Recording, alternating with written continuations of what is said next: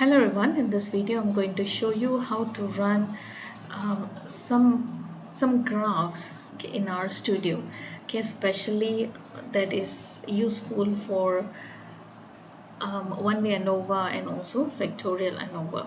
So basically, how can we actually visualize the data that we get? Okay, in addition to analyzing, it's also nice to see the how the data um, um, is distributed, or how is the information is being presented. Okay, so some as we know that one of the reason why we have visual or we also have empirical is to have a better understanding of our data.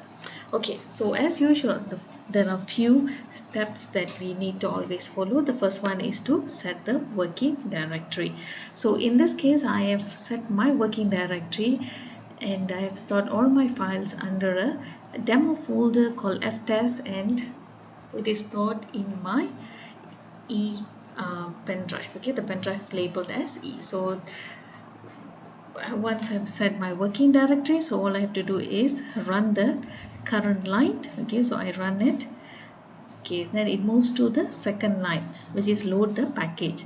Okay, so I need, in order for me to run the appropriate plots, I need to have specific packages. So in this case, I'm going to use the stats package and gplots package.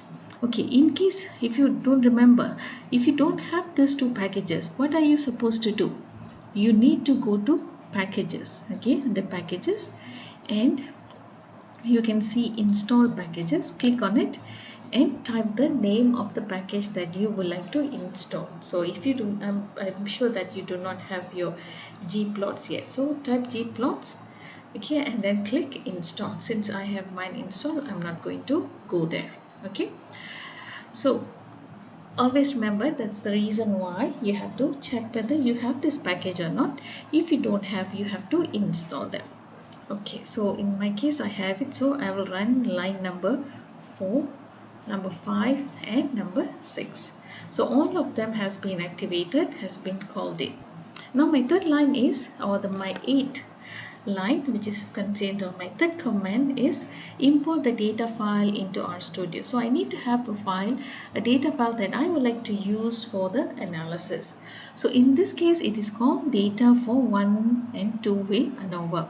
It is the same data set that we use to run one-way ANOVA and also factorial. Okay, so I'm going to import that file. So I'm going to run line number 8 and followed by line number 9.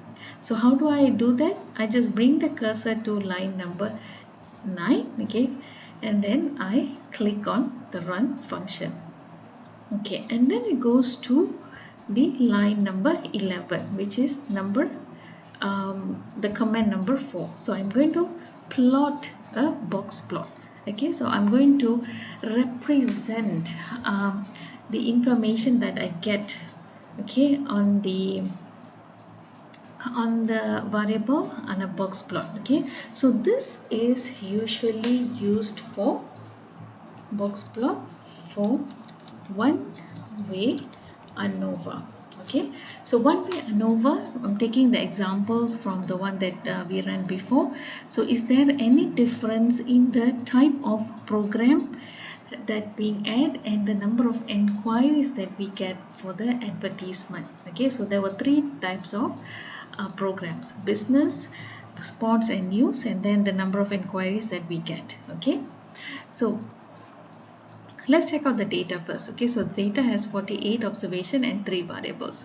So if you click on the data file, okay, if you notice, okay, there are 3 variables. So this is my inquiry variable, which is my dependent variable. So if you notice, it is on the numeric value, it is on numbers. Okay, the numbers appear, but if you notice on the type and day, they are on the text.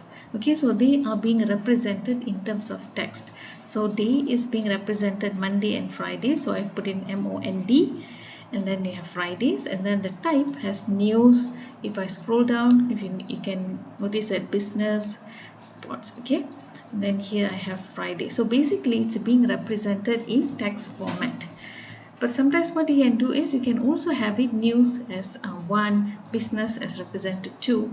Okay, but what I want to show here is you can use it in the text, okay, in the text format, or we call it in string, string, to run the analysis. Okay, so you have to be very careful. The outcome variable, the dependent variable, has to be in numbers, numeric values.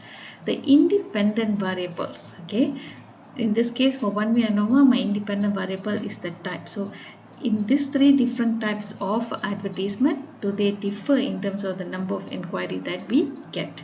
So these independent variable has 3 levels, and these 3 levels are represented in the data in text format, so in characters like news, rather than you put a value to it like 1, 2 or 3. Okay, now once we understand that, let's go back to the script. Okay, so in this script, okay, in line number 12, okay, so what I'm trying to tell the R Studio to run is, please run a box plot, okay, for inquiry tilde type. So inquiry is the dependent variable, okay, number of inquiries, and then on the type, okay, type is the independent variable. I have 3 different types of programs. So where do I get information from for this too? Is from my data file. So data equals to, this is my data file. Okay, I have called in. Okay, how do I get this? If I notice, if I highlight this, it goes back to where are the similar places. So this is the data that we have imported. So what is X lab, Y lab? X lab is the x-axis in the graph, and Y is the y-axis. Okay, so it is being labeled. So X will be my groups, 3 different groups, and Y will be represented by the inquiry information. Frame false, this is a default, so leave it as it is, don't change anything. This group and inquiry will change according to the variable that you have. Then followed by color, COL color. So it has green, yellow and red. So I have labeled green, yellow and red because I have 3 groups or 3 different colors. Okay, so let's run this line.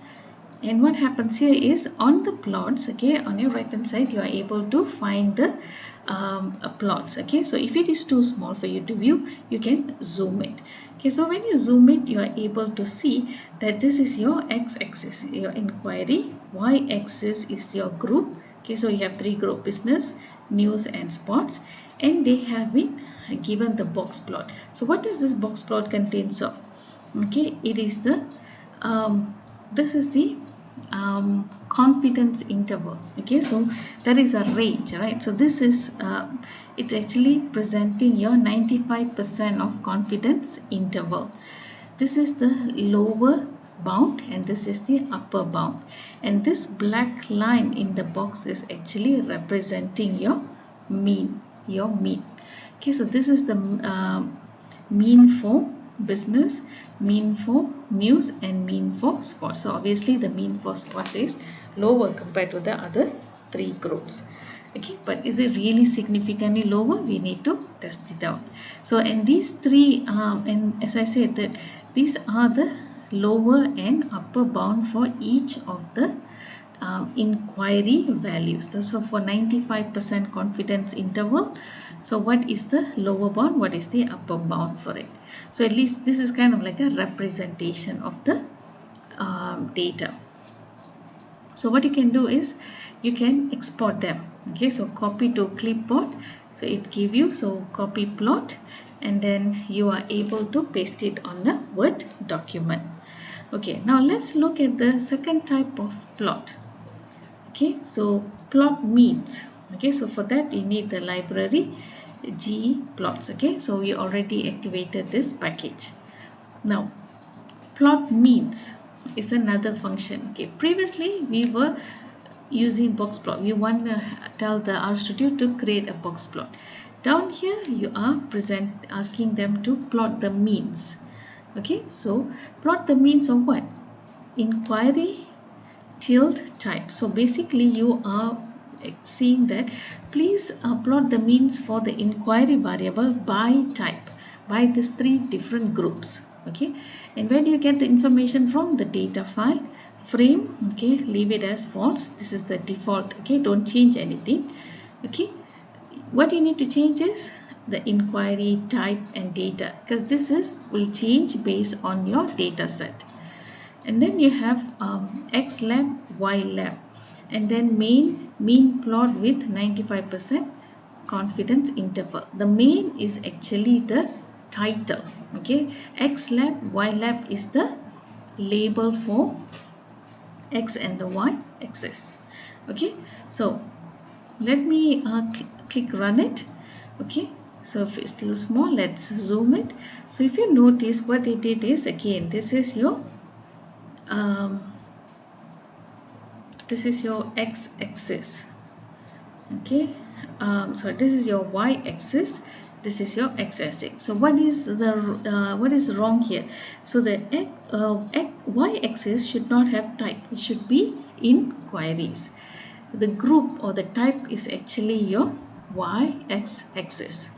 And then if you notice, it's the same thing, it is the same as the box plot. So what happens here is you still have the confidence interval. Okay, that's why you have that the upper bound and the lower bound, okay, for all of them, and then the dots here represent the mean.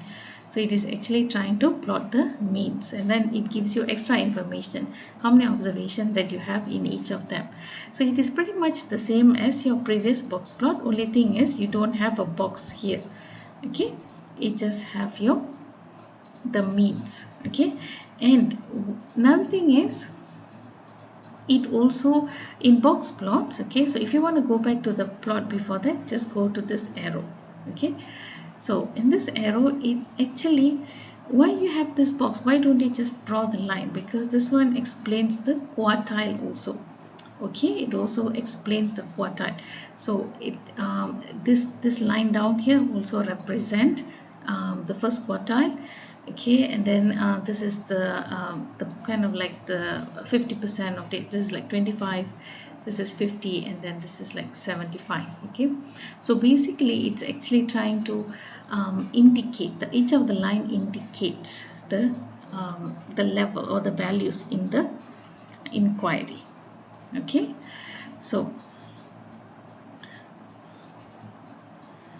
the axis was group, and y, it was supposed to be the inquiry. So you will get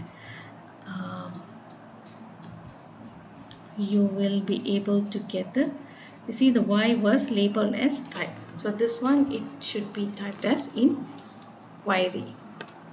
And for the X lab, it should be labeled as type. Okay, so if you rerun it, you will be able to see now the y-axis is on inquiry and the x-axis is the type. Okay, so and then it gives you the title, mean plot with 95% confidence interval. Okay, in the next video, I will show you how to run a box plot for factorial ANOVA.